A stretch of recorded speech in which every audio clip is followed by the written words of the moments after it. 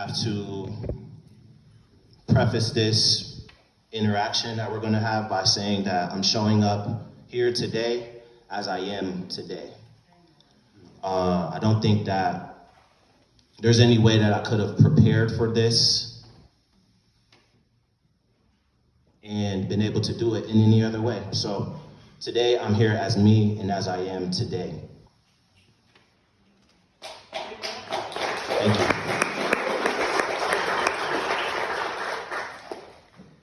I received a text last night that I want to read to you all.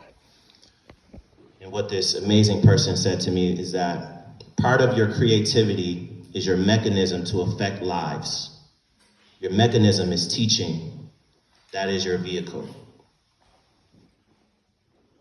That resonated with me quite a bit, and that's going to be pretty much what I talk about here with all of you today. I was blessed enough to attend some tremendous educational institutions in my life. I'm very thankful to say that I have quite a few of my educators here with me today. I attended Olmsted schools all of my life, up until high school, where then I attended Hush Tech and then went on to study at Buffalo State and the University of Buffalo. I get to share my story with quite a few people, but one of the things that I don't get to share a lot of the time is my upbringing, kind of because it just doesn't fit the room. But as we are here today, again, I'm showing up as me today. And I kind of want to talk about that. I'm very thankful to have been raised and brought up in spaces and educational spaces where creativity was important, whether it be the arts, whether it be writing, music, but I also went to a school where thinking creatively was very important. When I was a child, I was raised amongst love. My grandfather lost his mother when he was an infant, and he was raised by his uncle. He was adopted by his uncle. His wife, who I will call and do call my grandmother, raised him, my grandfather, in turn raised my mother, and eventually went on to raise me as well. It's interesting to look back at my childhood as an adult because the truth is that I was an adopted child, and I never really looked at it as that until I became an adult, but the reality is I was adopted in a frame of speaking. But with being raised around love, my grandmother instilled a lot of values in me that I still carry and hold dear to this day. And I like to think that they are the reason why I am who I am today.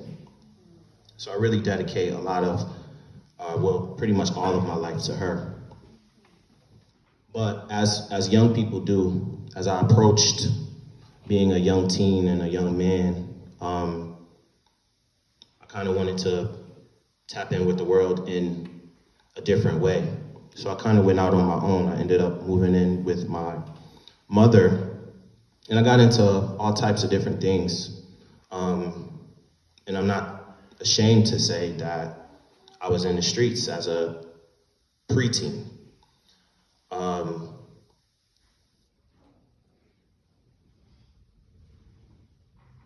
As I approached high school, I was getting into all different things, but I was a very protected child pretty much all of my life. And I'm very thankful for that. No matter where I was, I had protection, whether it was divine or the people that were around me. And I never really got into too much trouble, although I was engaging in a lot of things that could have produced some trouble. I was blessed enough to be around some amazing young men throughout my life. I followed them to high school and followed them to their dorm rooms as they went to college. I was very thankful to be involved in that space because I don't think that there was a way that I would have been exposed to it any other way. But eventually, I found my own way. being around creativity all of my life, whether it be in school, as I became a young adult, my friends making music, I always engaged with it to some degree, just not in my own way. So as I approached being a young man, I made a decision, and I decided to walk away. I've been making music all throughout my teenage years and into my early 20s, but I faced a moment in my life where I had to figure out what I was meant to do, and I made a choice. I got a great job as a salesman. Everybody knows that sales is the way to make money. So I got a job as a salesman, and I started trying to be an adult. It was really challenging for me just because I felt like my mind was greater, and I might be ego talking, but I always had encouragement around me as well. And that might be a message. If you have the opportunity to encourage someone, please do it. Everybody needs encouragement, no matter how high they are, or no matter how low that they may seem. Encouragement is very important, especially in the creative world.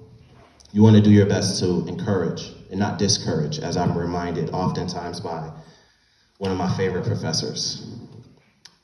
Encouragement is very important. So in my sales job, I learned a lot of things. One of the things that I learned actually was the meaning of my name. Save this, I didn't even tell y'all my name. My name is Rashaad. My name is Rashaad Ahmed Amir Holly. I went most of my life not knowing what my name meant until one day a gentleman came into my workplace and they said, "Do you know the meaning of your name?" And I said, "No." I asked him if he could tell me. He said, "No, you need to find out yourself." My first name, Rashaad, means thinker and counselor. That's something to think about. My middle names are Ahmed and Amir. Ahmed means he who is worthy of praise, and Amir means prince or royalty. And there's a lot of power in names, but I really take a lot of pride in my name. Just a little sidebar. But to backtrack, we were talking about encouragement. I had a gentleman that I worked with named Pat, brilliant person. And he always encouraged me to go back to school. And in my mind, I thought that, maybe that might be something that, I get to, or I get around to, if I'm blessed enough to have the opportunity to, or if I push myself extra hard enough, I probably could. But he kept encouraging me to go back to school. And eventually I took on the challenge. Got back started at ECC, and I did very well. And I jumped right into studying business at UB. And originally I wanted to be an accountant. I sat at my job and a gentleman came in and he seemed pretty cool. He seemed like he was doing well for himself. And I said, "What do you do?" He said, "I do accounting." And I was like, "Oh, I was interested in business and that might be an interesting way to go." And he encouraged me, received some more encouragement. And I thought that might be what was for me. And I actually did very well in the program, but as I began to learn more and more about myself, and become more and more encouraged by what I was involved in studying and the experience I was having, I didn't think I was the person that was fit for polos and chinos. So I pivoted. I went into finance directly after that, and then I did a little bit more digging and a little bit more understanding of myself, and I figured that really wasn't all the way what I needed, so I ended up going into marketing. Marketing, as we know, is the artistic practice in business, if you will.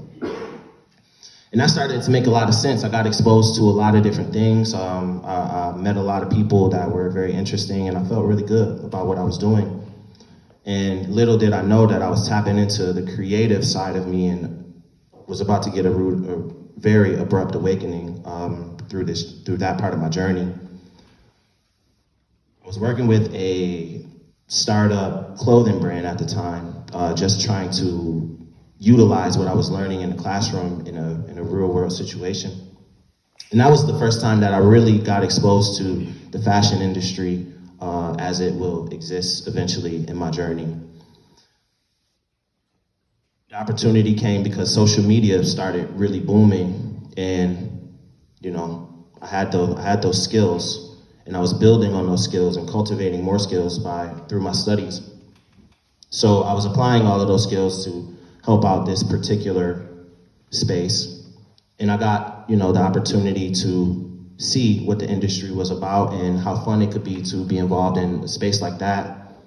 But that was kind of just the start of it all. Eventually, I suffered an injury. I ruptured my Achilles tendon. Yeah, wait till you hear this part. I ruptured my Achilles tendon playing basketball at Alumni Arena about 10 years ago now, actually. I think it was 2014, right after my birthday. I didn't know the significance of my injury until about a complete day later. I went to work on a ruptured Achilles tendon, just couldn't barely walk. Well, I could walk. Worked the whole day on the ruptured Achilles tendon, and I was encouraged again by my mother. Shout out to all of the motherly figures and mothers in the room. We appreciate you. I was encouraged by my mother to go to the hospital. I'm in the emergency room, and they're like, okay, what's wrong, whatever. And it was so late that they took me into a room and they did an ultrasound on my leg. And they said, boy, wrap me up. Ended up getting surgery a couple days later. And while I was down, this is the winter, of course, my leg's in a sling, whatever. I had a visit by a young lady who I hold dear to me, very much so for this message. She came by and we were talking about it. And she told me that sometimes God slows you down to prepare you for what's coming up in your life. This is the biggest slowdown I had ever experienced. So everybody clapping, thank you. But that was in turn the experience that really shifted everything for me. From being injured, of course, I couldn't work. But one of my cousins, my cousin Makeda, was working doing administration at a school, Harvey Austin on Buffalo's West Side. And she knew about the work that I was doing with this brand, and she asked me to come to the school to facilitate some type of after-school experience with some kids at the school. So I had a group of about 6 young girls. They called themselves the Fashion Club. They made that name up. I didn't make that up. And it was an amazing experience. At the time, of course, I was still studying business, so I honestly didn't have much to contribute, but it was an amazing experience nonetheless. And it was an experience that pretty much shifted the trajectory of my life and where I was going with my life, because at that time, of course, I was floating in between programs. I wasn't quite sure, even though I was enjoying it to a certain degree. But it was an experience that really changed things for me. So after that program, I decided that I was going to buy a sewing machine. I'll tell you now, I was working at Sears at the time. And I bought a open box floor model sewing machine for $60. I bought it with the intention of sewing tags on t-shirts. But as I dove into it, I said, hey, this might be something that I actually really want to do.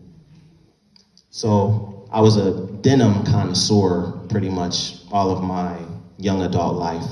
And I said, you know what, I'm gonna make some jeans. I started researching, I started getting on YouTube, I started exploring, and I was not gonna make jeans. Was not having it, right? But I always wanted to. But it opened up the door and helped me understand that this was something that I was interested in. So I decided, I'm gonna make t-shirts.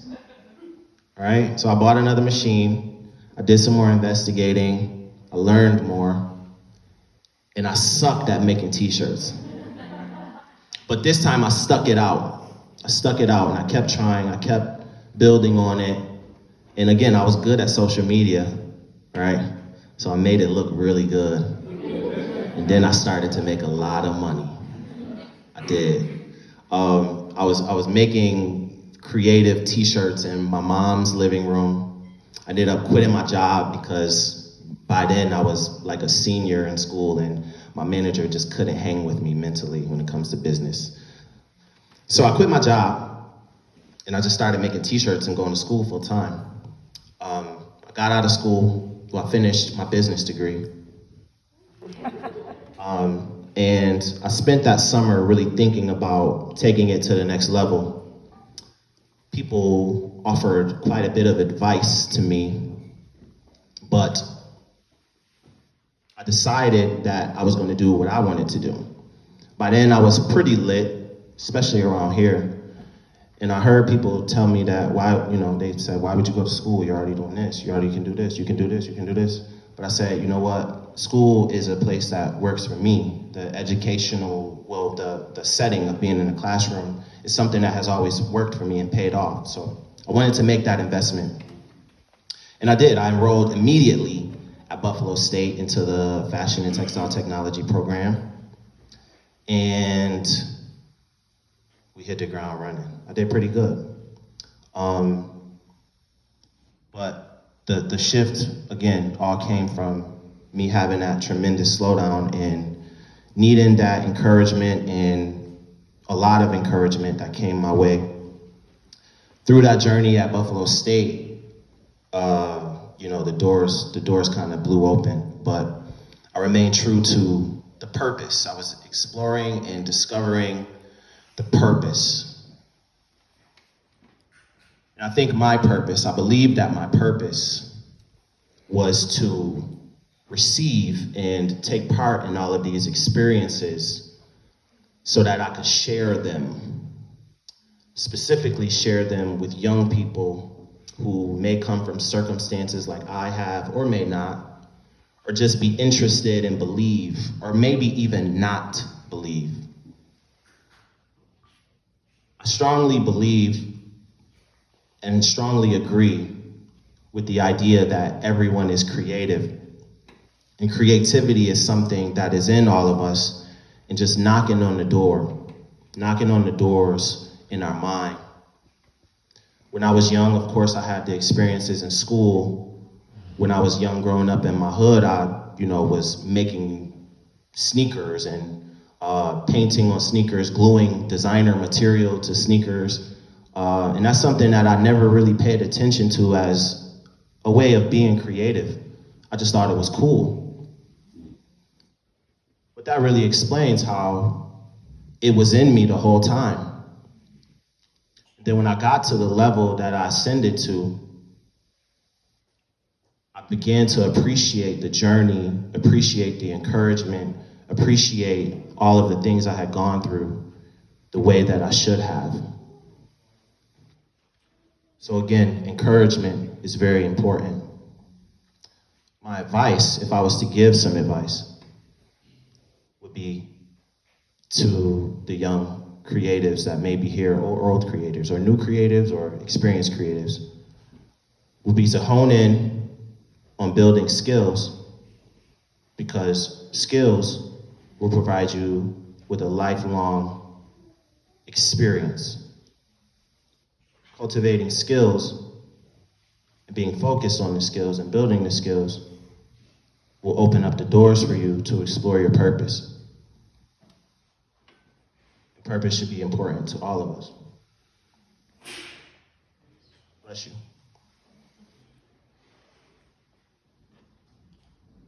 If you are involved in a craft, I encourage you to care for that craft, care for your space in that craft making area.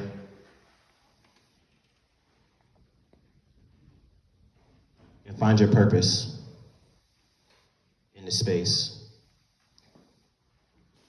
Creativity is in all of us, knocking on the doors of our mind.